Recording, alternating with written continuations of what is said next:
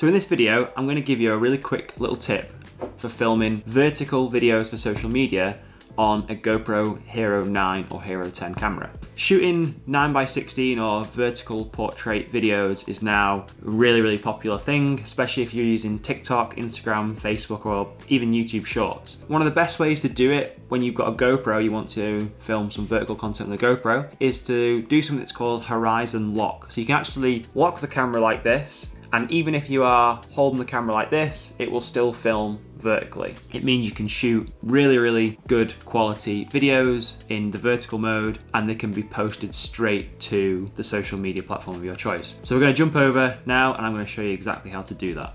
Okay, so we have my GoPro Hero 9 here. This is the same method you would use with a GoPro Hero 10. And to lock the horizon so we can film in vertical mode even though we've mounted the camera like this, we want to turn the camera on. And then what we want to do is we want to swipe down the screen, bring us this menu, and we want to turn the camera now 90 degrees.